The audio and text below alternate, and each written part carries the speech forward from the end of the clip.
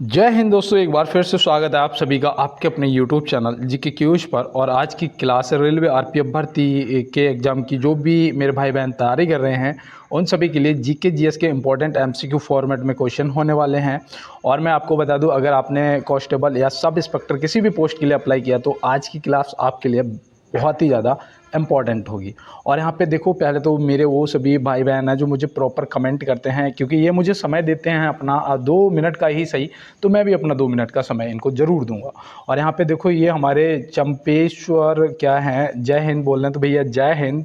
संदीप कुमार जय हिंद सर, भैया आपको भी जय हिंद। शिवम कुमार टेलीग्राम का पीडीएफ चाहिए, भैया मैंने आपको कमेंट बॉक्स में लिंक शेयर कर दिया होगा, आप वहाँ से जाके टेलीग्राम ग्रुप को ज्वाइन कर लो, जहाँ पे आपको बिल्कुल फ्री पीडीएफ मिलेगी सभी को, किसी से कोई पैसा नहीं लगने वाला है। और यहाँ पे देखो, ये करण कह रहे हैं हर हर महाकाल, भैया हर हर महादेव, जय शिव शंभू, ओम नमो नारायण भैया। और अजय भैया सर, पीडीएफ मैंने आपको बता दिया, पीडीएफ के लिए आपको कमेंट बॉक्स में बोल देना है, या फिर किसी ने बोल रखा हो तो आप देख लेना, मैंने रिप्लाई में वो लिंक शेयर कर दिया होगा टेलीग्राम का, आप ज्वाइन कर लेना, ठीक है। अमृत कुमार कह रहे हैं हाय फ्रेंड, कैसे हो भैया? एकदम बस भोले की कृपा है, सब बढ़िया चल रहा है। अमित कुमार भैया कह रहे हैं भाई जीके जीएस से सेम होता है किसी भी क्वालिफाई करने के लिए?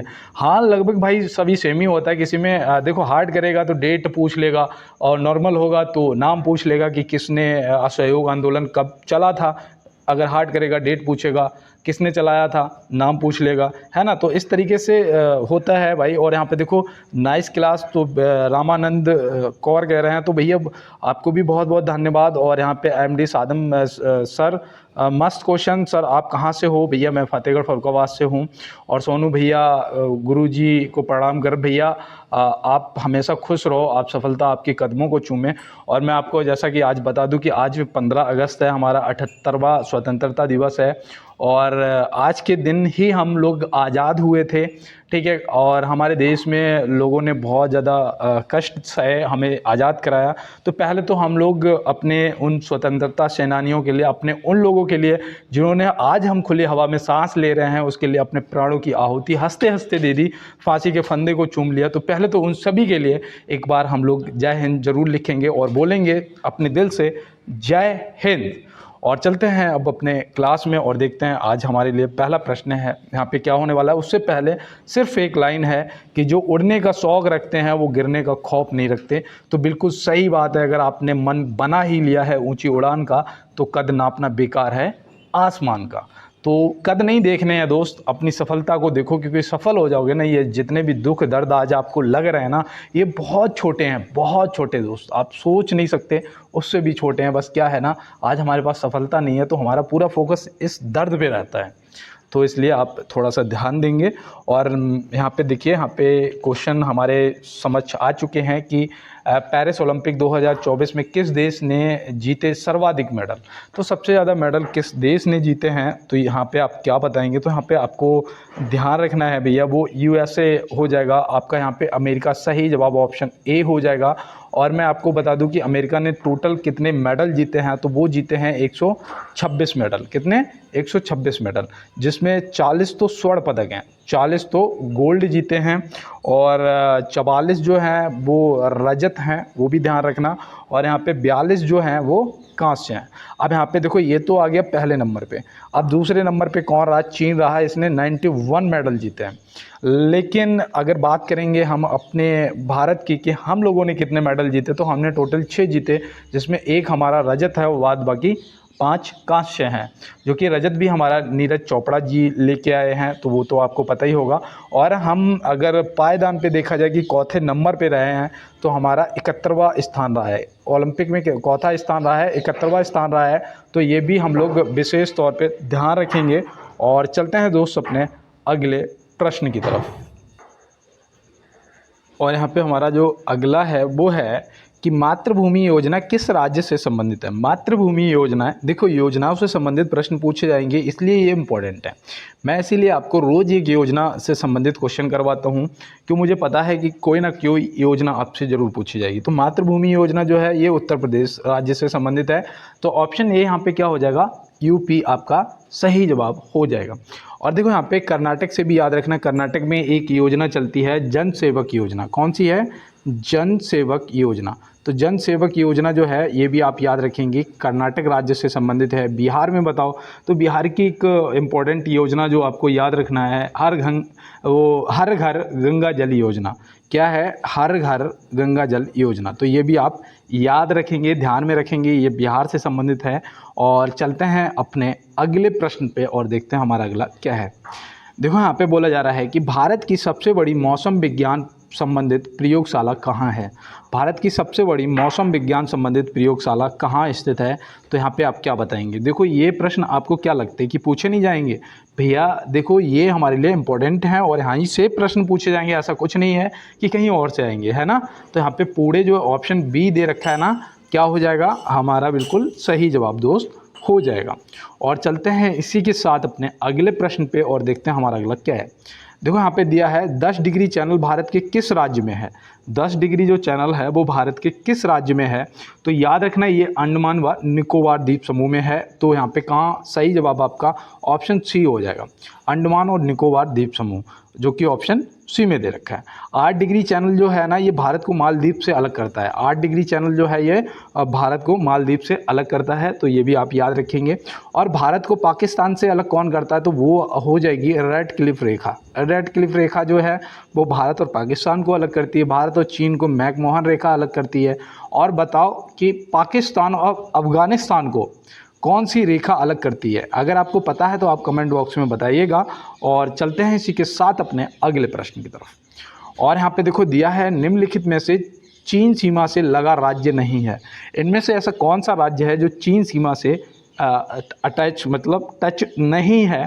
तो वो यहाँ पे आपका कौन सा हो जाएगा? तो वो आपका सही जवाब असम हो जाएगा। भाई असम जो है वो चीन सीमा से नहीं लगा। देखो चीन सीमा से आपका उत्तराखंड भी लगता है, लद्दाख भी लगता है, हिमाचल प्रदेश भी लगता है, और आपका अरुणाचल प्रदेश भी लगता है, और एक और राज्य सिक्किम लगता है। यहाँ एक आपका सिक्किम भी लगता है। तो ये भी आप याद रखेंगे, ठीक है। और देखो एक प्रश्न पूछा जाता है कि भारत का ऐसा कौन सा राज्य है जो बांग्लादेश से 3 तरफ से घिरा हुआ है? तो वो याद रखना वो कौन सा है? वो है त्रिपुरा। कौन सा है? वो हो जाएगा त्रिपुरा। तो ये भी आप ध्यान में रखेंगे। और चलते हैं अपने अगले प्रश्न की तरफ। देखो यहाँ पे दिया है हाल ही में भारत का कैबिनेट सचिव किसे नियुक्त किया गया है? हाल ही में भारत का कैबिनेट सचिव किसे नियुक्त किया गया है? ये देखो करंट का क्वेश्चन है आपका, और यहाँ पे आपको पता होना चाहिए, जो कि आपका सही जवाब टीवी सोमनाथन हो जाएगा, जो कि ऑप्शन ए में दिया गया। तो ऑप्शन ए टीवी सोमनाथन यहाँ पे क्या हो जाएगा? सही जवाब दोस्त हो जाएगा। और मैं आपको बता दूं, अगर आप उत्तर प्रदेश यूपीपी की भी तैयारी कर रहे हैं ना, उत्तर प्रदेश पुलिस की भी तैयारी कर रहे हैं, तो भी ये क्लास आपके लिए मोस्ट इंपॉर्टेंट साबित होगी दोस्त। देखो यहाँ पे दिया है धरातलीय स्वरूप के आधार पर मैदान को कितने भागों में बांटा गया है? धरातलीय स्वरूप के आधार पर मैदान को कितने भागों में बांटा गया है? तो आपको यहाँ पे पता होना चाहिए, आप नोट कर लीजिएगा। हो सकता है कि ये क्वेश्चन शायद आपने पहली बार देखा हो, तो याद रखना 4 भागों में बांटा गया है। 4 भागों में बांटा गया है, जिसमें मैं आपको बता देता हूँ। पहला आप याद रखना कि एक भाबर प्रदेश। कौन सा? भाबर प्रदेश। दूसरा आप याद कौन सा रखेंगे? दूसरा आपका हो जाएगा तराई प्रदेश। तराई एरिया जो होता है जिसमें बालू वगैरह होती है, तराई एरिया, तो ये तराई प्रदेश हो जाएगा। और तीसरा जो है वो याद रखना बांगर, ठीक है, बांगर प्रदेश, तो ये भी आप याद रखेंगे। और चौथा आपका कौन सा हो जाएगा? चौथा हो जाएगा खादर प्रदेश। कौन सा? खादर प्रदेश। तो यहाँ पे 4 भागों में बांटा गया है, भाबर, तराई, बांगर और खादर। तो यहाँ पे 4 आप याद रखेंगे। और देखो कल क्लास नहीं हो पाई, परसों भी नहीं हो पाई। मैं आपको बताऊं क्या हुआ यार, मेरे फ़ोन का जो स्पेस था ना, पूरा मेमोरी भरा हुआ दिख रहा था, जो कि मुझे लग रहा था कि यार कुछ भी रिकॉर्ड भी नहीं हो पा रहा था। तो मैं उसे क्या कर रहा था, सही कर रहा था, और वो गलती से मुझसे फॉर्मेट हो गया। सारे एप्लीकेशन डिलीट हो गए, सारी पीपीटी चली गई, सब ख़त्म हो गया। अब वहाँ पे दिक्कत ये आ गई कि कल मैंने जितना डाटा था एप्लीकेशन डाउनलोड करने में लग गया। आज ये 15 अगस्त है, मुझे पता था आज छुट्टी होनी चाहिए, लेकिन फिर भी मैं आया कि पेपर का अब समय नहीं है यार। यूपीपी वालों का भी है और आरपीएफ वालों का भी अगले महीना हो सकता है। तो यहाँ पे देखो दिया है कि भारत के किस राज्य में गोहाना ताल झील स्थित है? भारत के किस राज्य में गोहाना ताल झील स्थित है? इसकी मैंने एक ट्रिक बताई थी कि जिस भी झील के नाम के पीछे आपको ताल लगा हुआ मिल जाए, बिना सोचे समझे लगा देना उत्तराखंड, जो कि ऑप्शन सी में हो जाएगा।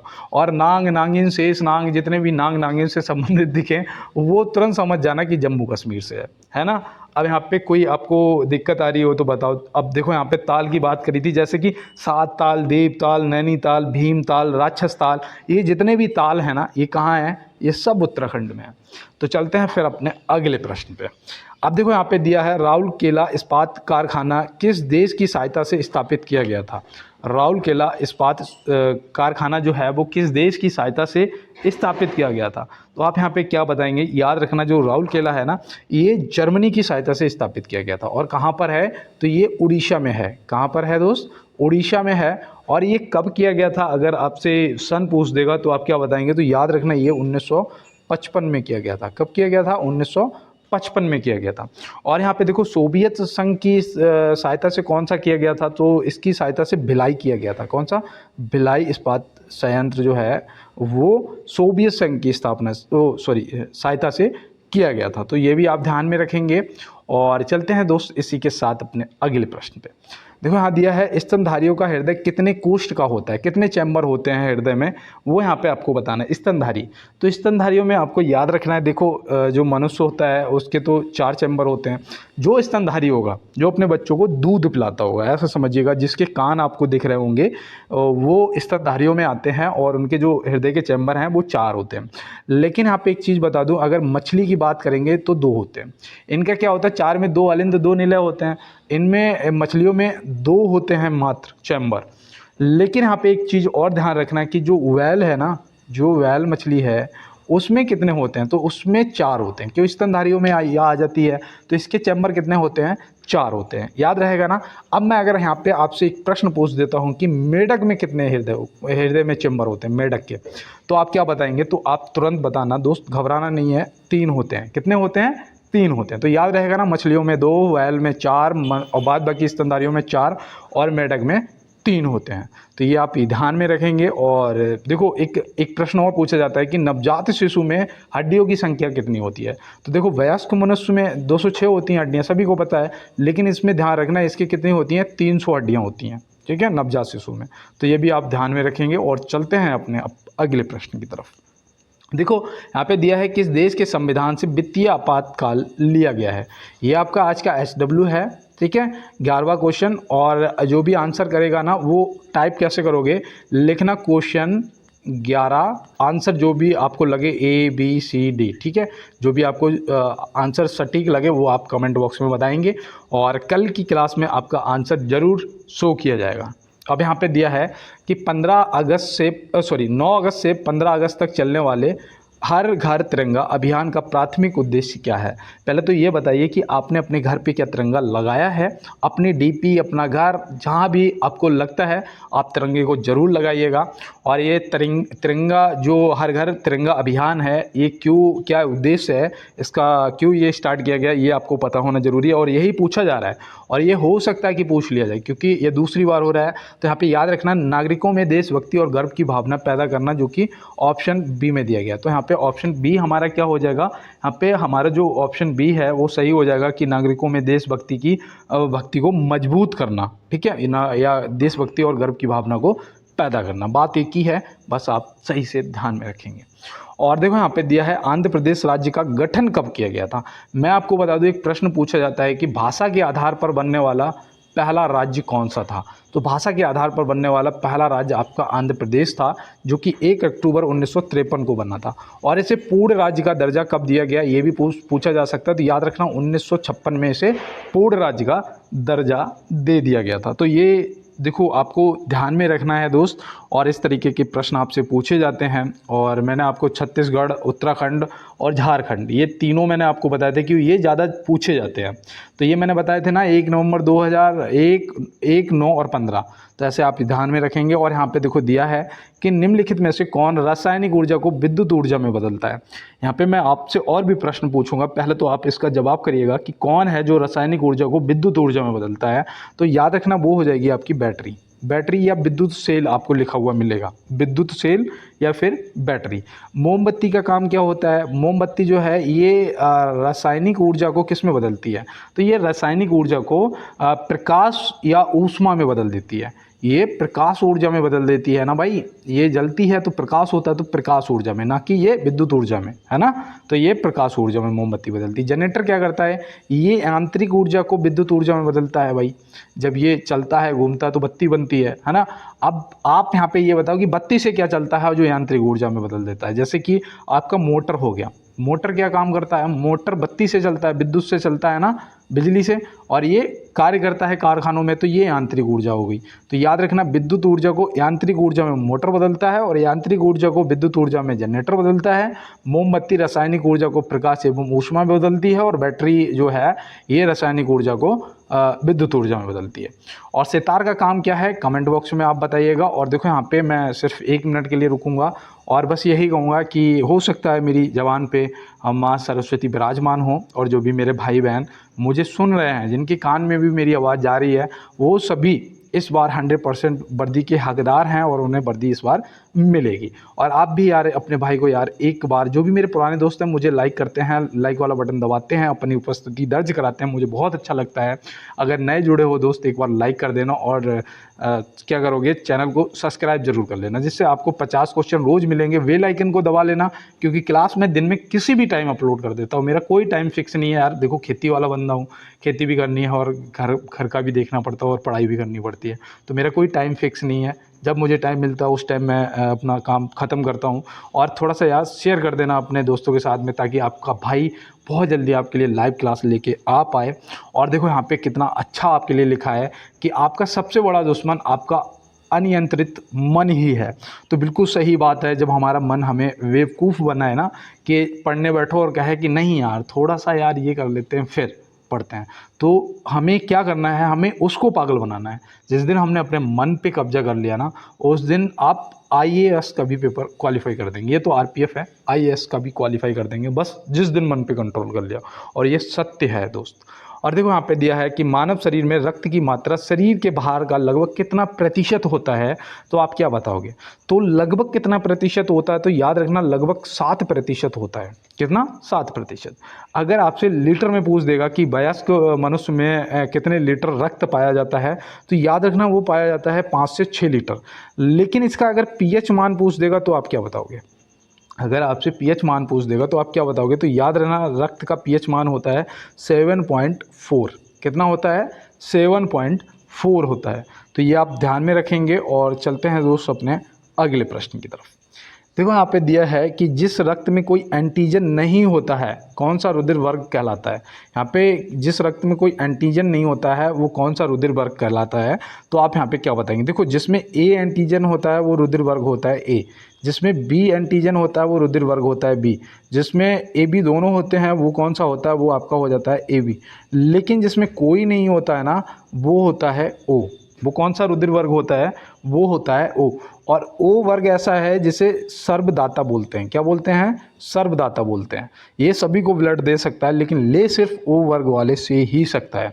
और यहाँ पे जो AB है ना, इसे सर्वग्राही बोलते हैं। सर्वग्राही बोलते हैं क्योंकि ये सभी से ले सकता है। A B O कोई भी हो, ठीक है, ये AB से ही नहीं, ये किसी भी रक्त वर्ग से रक्त ले सकता है। तो ये आप देखो ध्यान में रखना, आपके लिए इम्पोर्टेंट है दोस्त।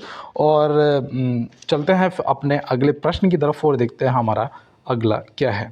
देखो यहाँ पे दिया है रक्त परिसंचरण की खोज कब हुई थी?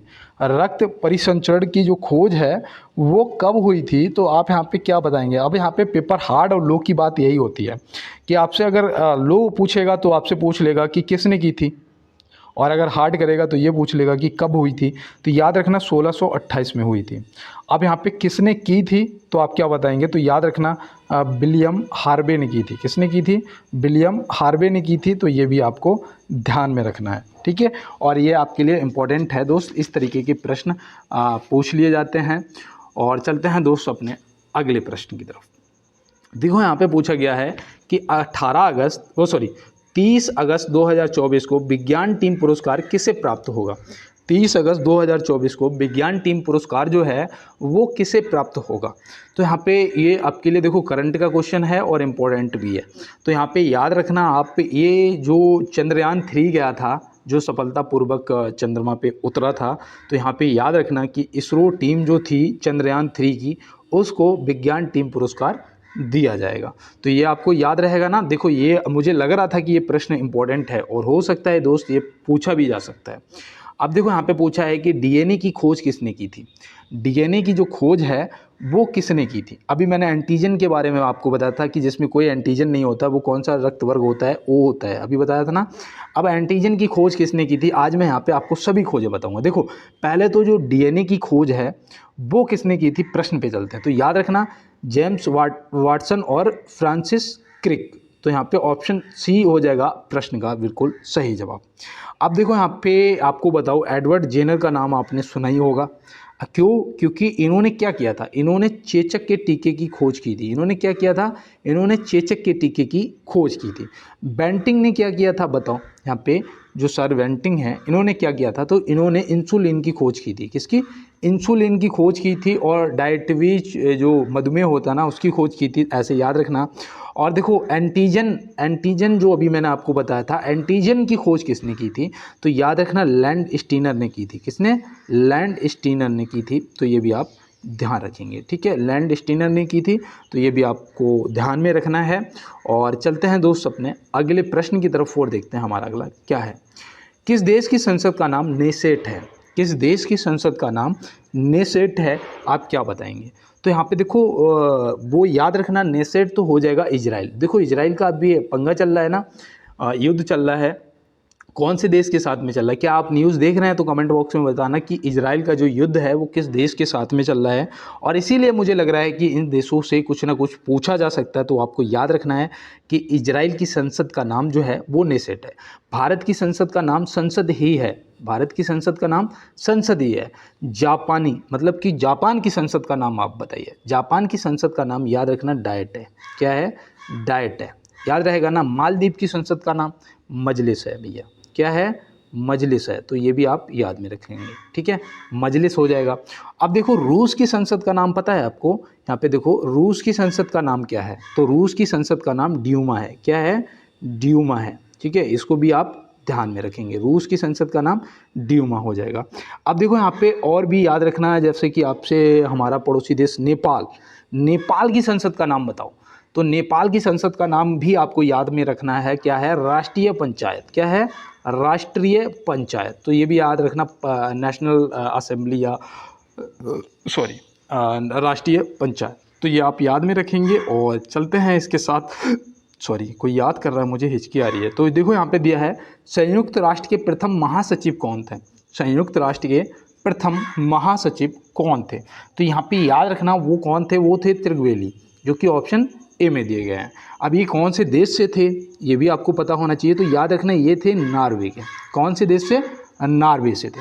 तो ये भी आप याद रखना। और मैं आपको बता दूं कि ये 1940 में इन्होंने पद संभाला था, 1952 तक। अब क्या हुआ, इसके बाद इन्होंने खुद पद से क्या किया, इस्तीफा दे दिया। इन्होंने खुद पद से इस्तीफा दे दिया था। तो ये आपको याद रहेगा। अभी प्रेजेंट वर्तमान में हमारे जो हैं वो कौन है? एंटोनिया गुटेरेस जी हैं, ये वर्तमान में है। तो इसको भी आप ध्यान में रखेंगे।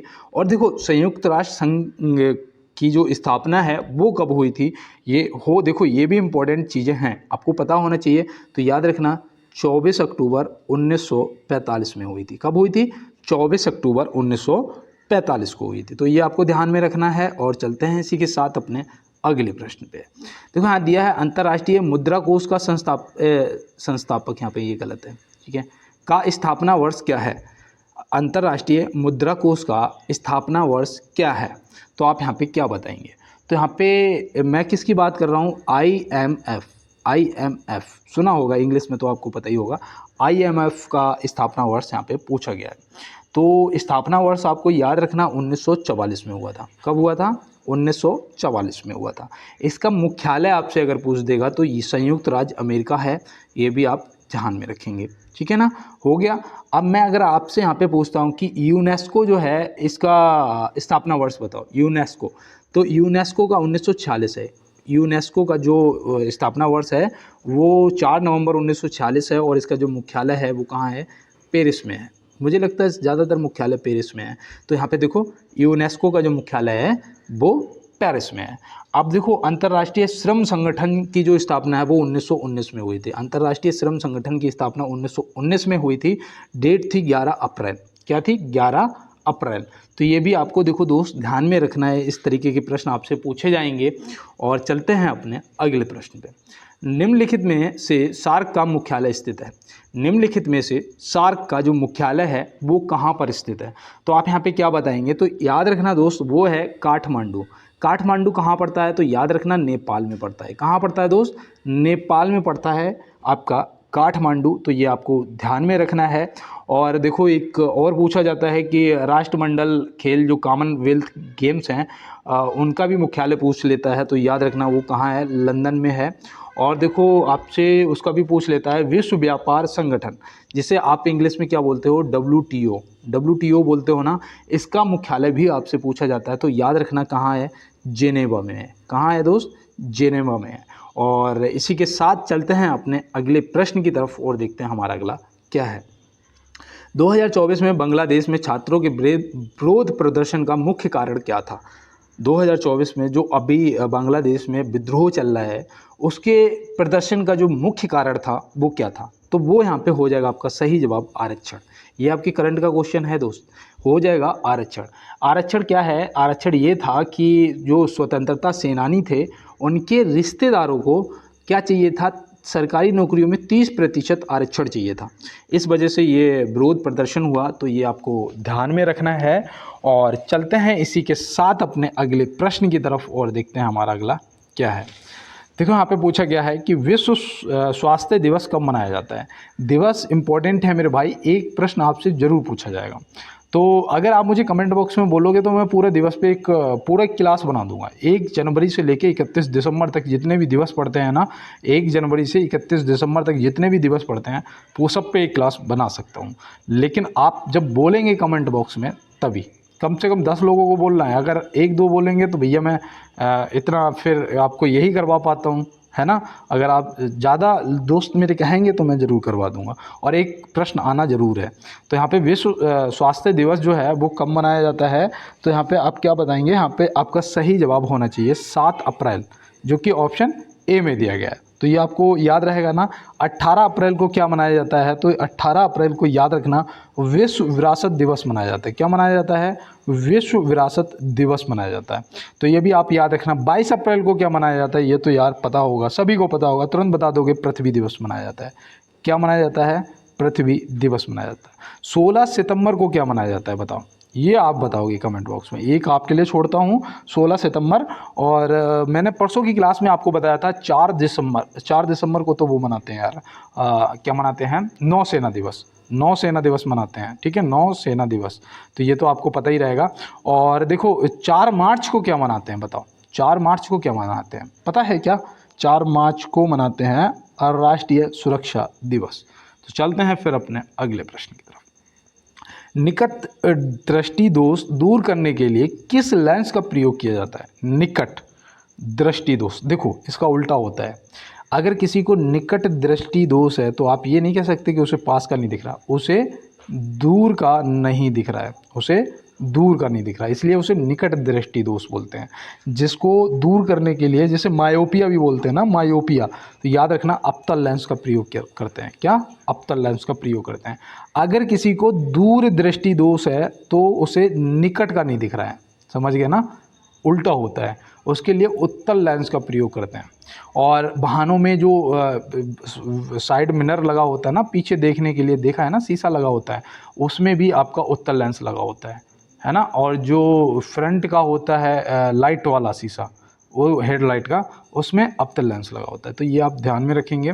और देखो यहाँ दिया है सूर्य से प्राप्त रंगों में किस रंग का विक्षेपण सर्वाधिक होता है? कौन सा रंग सबसे ज़्यादा विचलित होता है? तो वो होता है बैगनी। और सबसे कम कौन सा होता है? तो वो होता है लाल। सबसे कम विचलित कौन सा रंग होता है? वो होता है आपका लाल। तो मुझे लग रहा है यहाँ पे मैंने जो आपको बताया है आपको समझ आया होगा, और अगर समझ आता है तो यार कमेंट बॉक्स में बताया करो। काफ़ी दोस्तों ने मुझे कमेंट किए हैं अलग अलग तरीके से, सभी को यार बहुत बहुत धन्यवाद। और कोई दोस्त तो ये कह रहा था कि भैया हम आपको वाकई में दिल से सपोर्ट करते हैं, तो मुझे यार उस टाइम ऐसा लगता है कि यार आप सबको यार सपोर्ट करना चाहिए और मुझे भी आपका सपोर्ट करना चाहिए। तो यहाँ पे दिया है हेमेटाइट किस धातु का अयस्क है।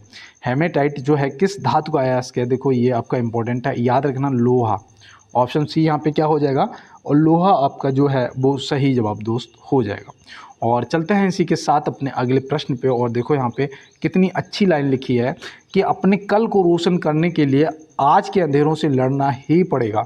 और ये सच है दोस्त, अगर आप चाहते हैं कि कल आपके जीवन में सफलता हो, कल आपके जीवन में एक थार भी हो, आपके पास ब्लैक थार हो यार, और अगर आप चाहते हैं कि एक सोड़ी कुड़ी का हाथ हो आपके हाथों में, तो उसके लिए दोस्त आपको आज के अंधेरों से लड़ना पड़ेगा। नहीं तो मैं बता रहा हूँ सब सपना सपना रह जाएगा अगर ये मौका तुम्हारे हाथ से निकल गया। और मैं यूँ ही नहीं कह रहा, ये मेरे साथ हो चुका है। मैं आपको वही बता रहा हूँ जो मुझ पे बीत चुकी है, और मैं वही बता रहा हूँ जो अगर नहीं पढ़ोगे तो आपको भी उससे गुजरना पड़ेगा। इसीलिए दोस्त थोड़ी सी मेहनत कर लो, सफलता मिल जाएगी। और कई बार तो सफलता ये लोगों को पता ही नहीं होता कि जब उन्होंने प्रयास छोड़ा ना तो वो सफलता के कितने करीब थे। इसीलिए तब तक नहीं रुकना है जब तक तोड़ नहीं देंगे। दशरथ मांझी को सुना ही होगा यार, जब तक तोड़ेंगे नहीं तब तक छोड़ेंगे नहीं, है ना। तो यहाँ पे देखो दिया है कि संविधान के किस अनुच्छेद में कहा गया है कि संघ की राजभाषा हिंदी और लिपि देवनागरी होगी। संविधान के किस अनुच्छेद में कहा गया है कि संघ की जो भाषा है वो हिंदी और जो लिपि होगी वो देवनागरी होगी। तो याद रखना वो अनुच्छेद 343 में कहा गया है। ये तो यार बिल्कुल रट जाने चाहिए, मैं कब से आपको कंटिन्यू करवा रहा हूँ, है ना। अब यहाँ पे देखो आपका जो अनुच्छेद यहाँ पे दे रखा है अनुच्छेद 368, ये क्या है, ये हर किसी की ज़िंदगी में चलता है। 368 जो है ये सभी की ज़िंदगी से संबंधित है। पूछो कैसे, वैसे तो ये संशोधन से संबंधित है, लेकिन क्या करें, यहाँ तो रोज़ ज़िंदगी में एक नया संशोधन होता है ना। तो 368 लागू रहता है। अब यहाँ पे देखो 352 जो है ये राष्ट्रीय आपातकाल से संबंधित है। राष्ट्रीय आपातकाल 352, 356 आपका और 360, ये तीनों आपको पता होने चाहिए। और चलते हैं दोस्त अपने अगले प्रश्न की तरफ। देखो यहाँ दिया है किस देश ने नो बैन एक्ट बिल पारित किया है। ये इंपॉर्टेंट है आपके लिए, ये आपको पता होना चाहिए कि वो कौन सा देश है जिसने नो बैन एक्ट बिल पारित किया है। तो इनमें से कोई नहीं।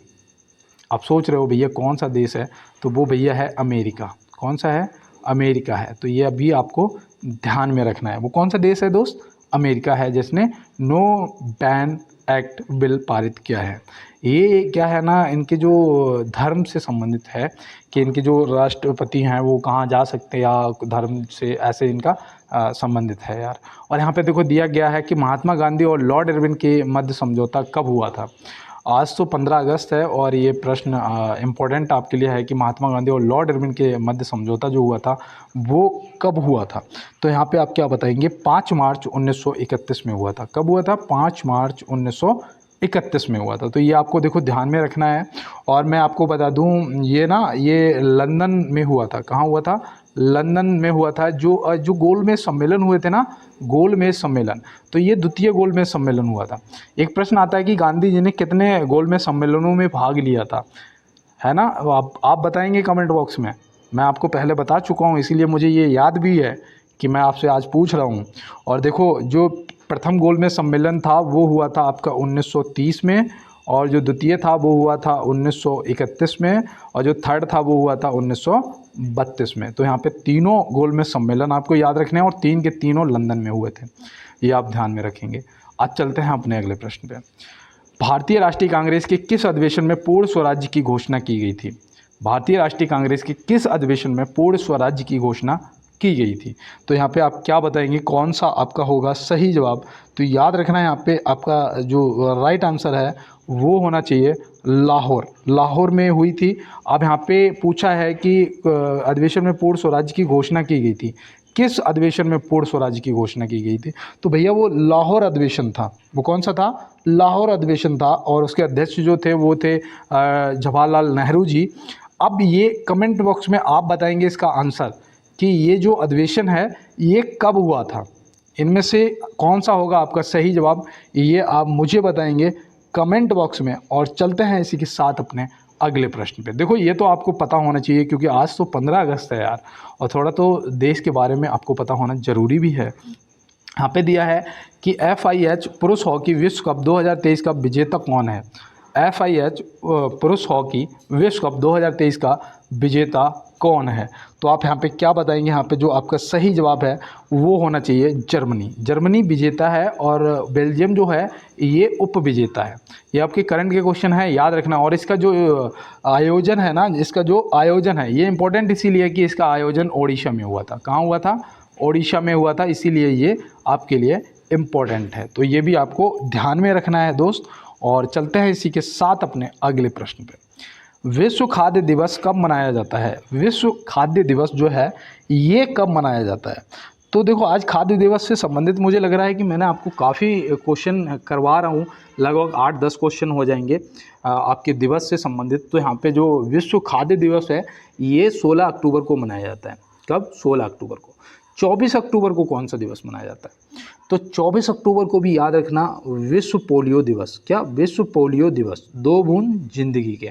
सभी ने पिए होंगे दोस्त, मैंने भी पिए हैं यार, 5 साल तक पिलाए जाते थे। तो याद रखना मेरे दादा की ड्यूटी लगती थी तो मेरे बाबा की, तो मेरे बाबा मुझे लेके जाते थे और पोलियो पिला के लाते थे।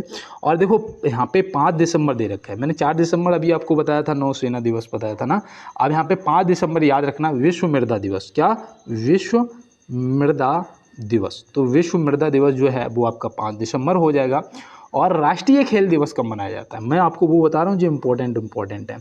राष्ट्रीय खेल दिवस बताओ। राष्ट्रीय खेल दिवस याद रखना 29 अगस्त। किसके जन्म दिवस पे मनाया जाता है? क्या आपको पता है? पता है तो यार थोड़ा मुझे भी बताओ। और यहाँ पे देखो दिया गया है निम्नलिखित में से ऑपरेशन अमानत किससे संबंधित है। ये देखो ये जो इम्पोर्टेंट क्या कहते हैं देशों के साथ में जो सैन्य अभ्यास होते हैं वो भी देखो एक बार देख लेना, हो सकता है यार पूछ लिया जाए सैन्य अभ्यास। और ये देखो ऑपरेशन अमानत पूछ लिया है। ये पता आपके लिए क्यों इम्पोर्टेंट है? बताओ। ये आपके लिए इसलिए इम्पोर्टेंट है कि ये भारतीय रेलवे से संबंधित है और ये जिसमें आप जा रहे हो ना उसी पोस्ट से संबंधित है यार। यात्रियों का जो सामान खो जाता है ना उसकी ट्रैकिंग से संबंधित है, उसकी ट्रैकिंग से संबंधित है। तो ये भी आप ध्यान में रखेंगे, ठीक है ना, ऑपरेशन अमानत। तो चलते हैं फिर अपने अगले प्रश्न पे। भारत के किस देश के साथ यूपीआई सेवा शुरू करने के लिए समझौता किया है? भारत ने, यहाँ पे यही तो गलत है। देखो एक दोस्त कह भी रहा था लिखा कुछ होता है पढ़ते कुछ हो। अब मैं पढ़ता तो सही हूँ, लिखा गलत होता है तो मैं क्या करूँ यार, माफ़ी चाहता हूँ उसके लिए। देखो यहाँ पे है भारत ने किस देश के साथ यूपीआई सेवा शुरू करने के लिए समझौता किया है। तो आप यहाँ पे क्या बताएंगे? मालदीव। ऑप्शन बी लगा देंगे जो कि क्या हो जाएगा? सही जवाब हो जाएगा हमारा। तो चलते हैं फिर अपने अगले प्रश्न की तरफ। देखिए यार 17 दूनी 34 37 हो गए, मुझे याद नहीं रहा।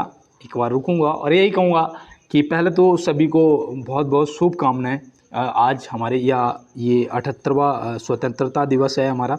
जिस स्वतंत्रता दिवस की वजह से आज हम लोग खुली हवा में सांस ले पाते हैं, किसी को भी कुछ भी बोल देते हैं, कुछ भी करने लगते हैं, बोलते हैं कि हम तो अपनी मन के मर्जी के मालिक हैं। ये सब कैसे पॉसिबल हुआ है आप जानते हैं क्या? नहीं। अगर आप जानते हैं तो आप ये सब नहीं कहेंगे कि हम अपनी मर्ज़ी के मालिक हैं, हम कुछ भी कर सकते हैं, हम एक स्वतंत्र देश में पैदा हुए हैं। लेकिन दोस्त सच्चाई मैं आपको बताऊं, इस देश को आज़ाद कराने के लिए ना जाने कितने माओ ने अपने बेटे दिए हैं, ना जाने कितने हमारे नौजवान, हमारे भाई, हमारे अपने फांसी के फंदे को चूम लिया, तब आज जाके हम इस आज़ादी को सेलिब्रेशन कर रहे हैं, एक दूसरे के साथ में जी रहे हैं इस स्वतंत्रता दिवस को। वो शायद इसी वजह से, ना जाने इसके लिए कितनों ने अपने प्राणों की आहुति हंसते हंसते दे दी यार। इसकी बहुत महंगी कीमत चुकाई है हम लोगों ने, पता है आपको। और आप भी रहे होंगे उस दौर में जब हम लोग गुलाम थे। हम भी होंगे, आप भी होंगे। किसका क्या रोल रहा होगा आज कमेंट बॉक्स में ज़रूर बताना। अगर मैं रहा होता तो मैं तो भगत सिंह बनना पसंद करता। आप क्या बनना पसंद करते कमेंट बॉक्स में बताना, ठीक है। आप क्या बने होंगे, क्या रहे होंगे, कमेंट बॉक्स में बताना। मैं भी देखना चाहता हूँ कि किसकी क्या मेंटेलिटी है, कौन क्या बनना चाहता है। देखो यहाँ पे दिया है वर्तमान में G20 के शिखर सम्मेलन हो चुके हैं। वर्तमान में G20 के कितने शिखर सम्मेलन हो चुके हैं? ये तो यार 2023 में लास्ट हुआ था, जो 2023 में वो हमारे भारत में हुआ था 18वां, है ना। 18वां हमारे भारत में हुआ था 2023 में। 24 वाला अभी जो 2024 वाला है वो अभी तो हुआ नहीं है ना। जो कहाँ पे होगा, 19वां होगा ये ब्राज़ील में, ठीक है। कहाँ, ब्राज़ील में होगा 19वां, जो कि 2024 में होगा। लेकिन अभी वर्तमान में कितने 18 हुए हैं, है ना। और 2025 वाला जो 20 वाला है ये कहाँ कहाँ होगा, कब होगा, तो ये 2025 में होगा दक्षिण अफ्रीका में। कहाँ, दक्षिण अफ्रीका में होगा, है ना। और इसके बाद आपका आ जाता है 20वां, ये आपका दक्षिण अफ्रीका में हो जाएगा। 37वां नहीं 20वां। और उसके बाद जो 2026 वाला, देखो ये होगा 24 वाला, ये होगा 25 वाला, 2026 वाला कहाँ होगा, ये 21वां होगा, जो कि अमेरिका में होगा जाके, है ना, अमेरिका में। यार इस पे पसीना आ जाता है ना डिस्प्ले पे, तो पेन सही, पेन नहीं, मैं फिंगर से लिखता हूँ, पेन तो है ही नहीं, तो यह सही से लिख नहीं पाता। तो याद रखना यहाँ पे प्रश्न का जवाब आपका 18 हो जाएगा। और देखो यहाँ दिया है इसरो की स्थापना कब हुई थी। इसरो की स्थापना पूछी है। इसरो से आपसे क्या क्या प्रश्न पूछे जा सकते हैं, पहले तो याद रखना कि यहाँ पे इसरो की जो स्थापना पूछी है, प्रश्न का जवाब करेंगे 15 अगस्त 1969। 15 अगस्त 1969 मतलब आज के ही दिन 1969 में हुई थी, है ना। तो ये अब करंट बनता है, आपके लिए इम्पोर्टेंट बनता है ना, आपको समझ आ रहा है ना। आप देखो इसका जो मुख्यालय है वो कहाँ है, तो याद रखना वो भैया बेंगलुरु में है। कहाँ है, बेंगलुरु में है, ठीक है। इसके अध्यक्ष कौन है, तो याद रखना इसके जो अध्यक्ष हैं वो कौन है, एस सोमनाथ हैं। एस सोमनाथ हैं, ये तो भैया सभी को पता है, ठीक है, एस सोमनाथ हैं। अब यहाँ पे आपसे पूछ सकता है कि जो अंतरिक्ष मंत्रालय होता है ना वो किसके पास होता है। ये प्रश्न मैंने आपको 2 दिन पहले बताया था कि वो पीएम के पास होता है, जो कि अभी हमारे माननीय नरेंद्र मोदी जी के पास है ना। अब देखो यहाँ पे रॉकेट मैन ऑफ इंडिया किसे बोलते हैं, ये भी प्रश्न बनता है। रॉकेट मैन ऑफ इंडिया, तो याद रखना वो के शिवन को बोलते हैं, के शिवन जी को बोलते हैं, तो ये भी आप याद रखेंगे, है ना। अब यहाँ पे आपसे पूछा जा सकता है कि चांद पर पहुँचने वाला प्रथम व्यक्ति कौन था, तुरंत बता दोगे राकेश शर्मा थे, है ना। ये बहुत ईजी क्वेश्चन है। लेकिन अगर आपसे पूछ दिया जाएगा कि मिसाइल मैन ऑफ इंडिया कौन था, तो आप तुरंत बताएंगे एपीजे अब्दुल कलाम जी थे, है ना। तो ये आपको देखो दोस्त ध्यान में रखना है इन चीज़ों को। और चलते हैं अपने अगले प्रश्न की तरफ। तो यहाँ दिया है निम्न में से राज्य सरकार द्वारा लगाए जाने वाले कर हैं। निम्न में से राज्य सरकार द्वारा लगाए जाने वाले कर कौन कौन से हैं, तो मैं आपको बताऊं। एक तो याद रखना आपका मनोरंजन कर भी हो जाएगा, भू राजस्व कर भी हो जाएगा, पथ कर भी हो जाएगा, और इसके साथ में आपको याद रखना है आपका स्टाम्प शुल्क, एक बच रहा था ना, स्टाम्प शुल्क, ठीक है, जो स्टाम्प पेपर लेते हो ना उसका जो शुल्क होता है वो। तो यहाँ पे ऑप्शन यहाँ पे होना चाहिए था ये सभी, ठीक है। तो यहाँ पे ध्यान रखना ऑप्शन कोई भी नहीं है इनमें, यह सभी आपका सही जवाब हो जाएगा। और ये जो भू राजस्व विभाग है ना, मैं आपको बताऊं इसमें एक लेखपाल था, मेरे यहाँ पे अभी भी है, लेखपालिका जी हैं, जिन्होंने एक दलाल बैठा रखा है। एक दलाल भाई साहब हर काम का 5,000 रुपये लेता है, हर काम का। और मैं आपको ताज्जुब की बात बता दूं, इसने तो मुझसे भी पैसे मांग लिए। मुझसे कहा मेरे डैडी एक्सपायर हो गए, तो मैं इसके पास गया कि मेरी जो प्रॉपर्टी है वो मेरे नाम कर दीजिएगा। तो इसने ना भाई मुझसे साफ साफ कहा कि भैया 3 बार अप्लाई किया मैंने, 3 बार इसने कैंसिल कर दिया। जब मैं तीसरी बार गया गुस्से में, मैंने कहा क्यों नहीं कर रहे हो आप, क्या रीज़न है। बोला नए हो क्या, पता नहीं यहाँ पे 5,000 रुपये बिना दिए कोई काम होता नहीं है। और आज भी ये है, मैंने इसकी कंप्लेंट भी करी, भाई इसका कुछ नहीं हुआ, कुछ नहीं। उसने उस पर रिपोर्ट और लगा दी कि वो जो मेरे नाम पे ज़मीन है वो बहुत पहले कर चुका है, उसने उस पर रिपोर्ट लगा दी पहले ही कर चुका है, समझ रहे हो ना, जो आज तक नहीं हुई है। और मैंने जब उससे अभी कुछ 8 दिन पहले मैं गया, मैंने कहा भैया यार कर दो यार, मेरे 2,000 रुपये मारे जाते हैं पीएम सम्मान निधि योजना जो प्रधानमंत्री जी ने चलाई है, ये सब याद रखना, ठीक है। 2,000 रुपये मिलते हैं हर 3 महीने में किसानों को। तो मैंने कहा भैया यार मेरे ये पैसे मारे जाते हैं, कम से कम मेरी फ़ीस चलेगी यार, इससे मैं अपने खेत का भी तो सिस्टम बना ही लेता हूँ, फ़ीस के हो जाएंगे। तो उसने कहा भैया जब तक 5,000 नहीं दोगे, चाहे 5 साल घूमो चाहे 10 साल घूमो, नहीं होने वाला है। तो ये भू राजस्व विभाग में कुछ ऐसे कर्मचारी हैं, इन पर थोड़ा ध्यान दिया जाए और थोड़ा यार इस वायरल करना इसे, ताकि मैं चाहता हूं कि ऐसे लोगों को सिस्टम में नहीं रहना चाहिए। ये लोग देश को खाए जा रहे हैं। आज 15 अगस्त है, सोच रहे हो ना कैसे कैसे आज़ादी मिली थी हम लोगों को, लोग फांसी के फंदे पे झूल गए थे। मैं दिखाऊंगा एक फ़ोटो आपको, अगर किसी को चाहिए तो मुझे व्हाट्सएप करना, मैं दिखाऊंगा आपको कि भगत सिंह जी का फ़ोटो छपा था पेपर में, उसे कैसे उन्हें कोड़े मार रहे थे वो अंग्रेज़ बांध के, समझ रहे हो ना। उन्होंने सोचो कैसे कैसे हम लोगों को आज़ाद कराया, और आज इस आज़ादी का नाजायज़ फ़ायदा उठा रहे हैं कुछ अधिकारी बैठ के।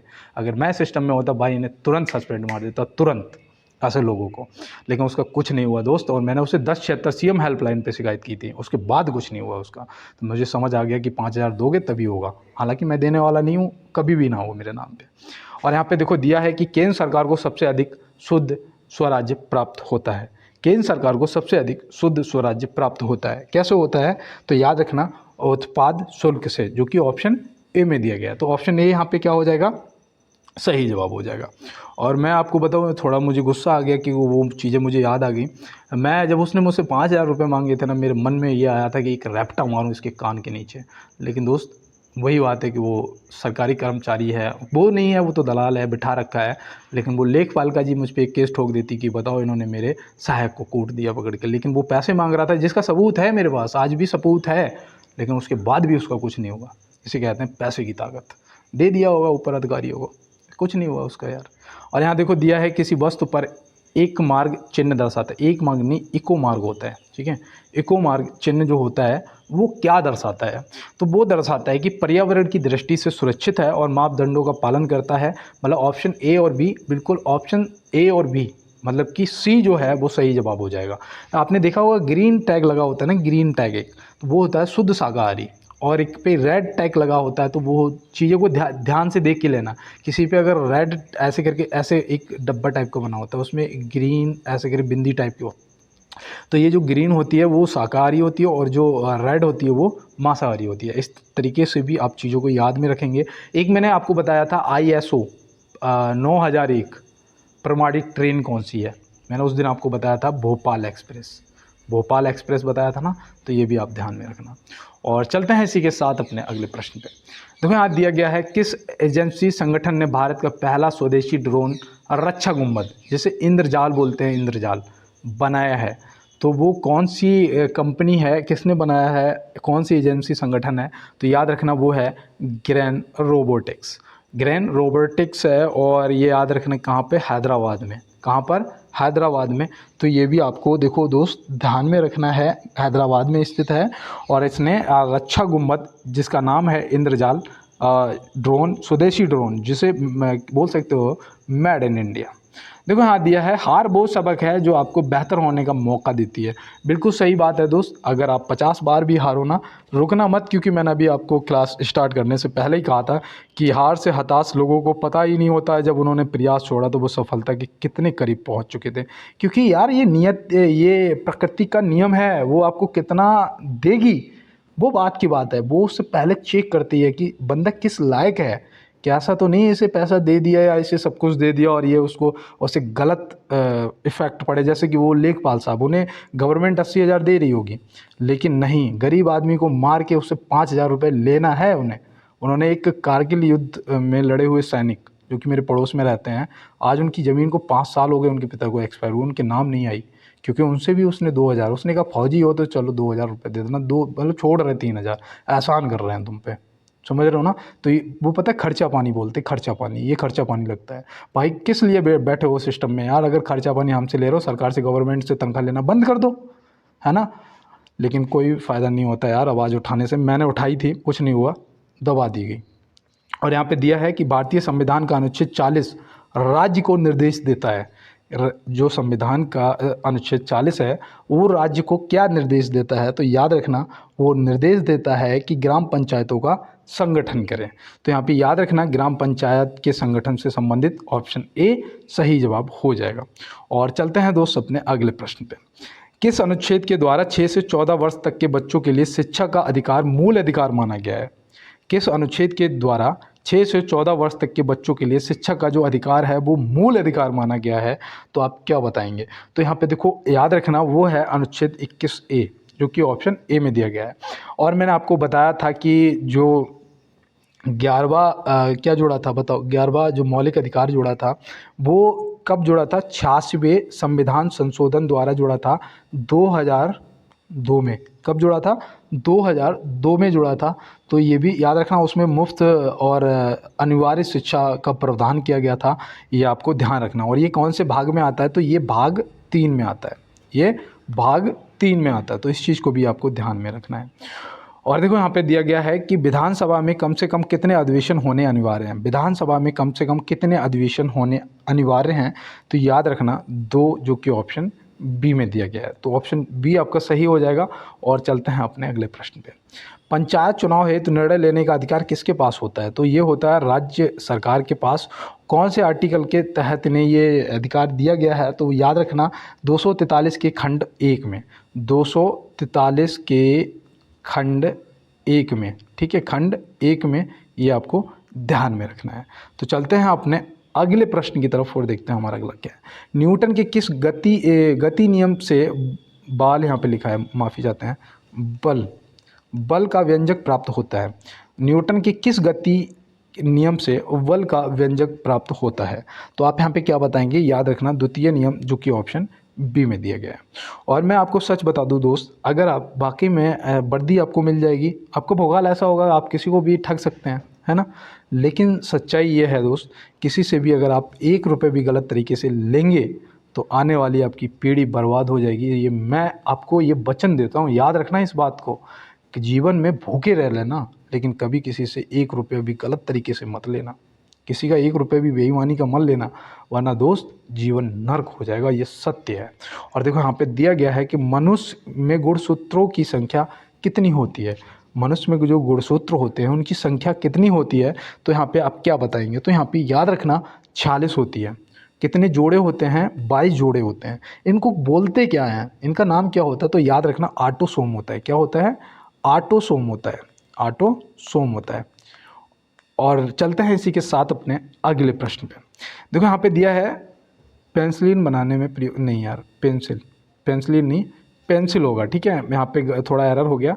पेंसिल बनाने में प्रयुक्त कार्बन, इसे मैं हटा देता हूँ यार, सही नहीं लग रहा है, गलत क्वेश्चन लिखा हुआ है। चलो मैं क्वेश्चन पूछता हूँ, आंसर आपके सामने ये रहे कि पेंसिल बनाने में प्रयुक्त कार्बन है। तो पेंसिल बनाने में प्रयुक्त कार्बन जो होता है वो होता है ग्रेफाइट। क्या होता है, ग्रेफाइट, जो कि ऑप्शन ए में दिया गया है।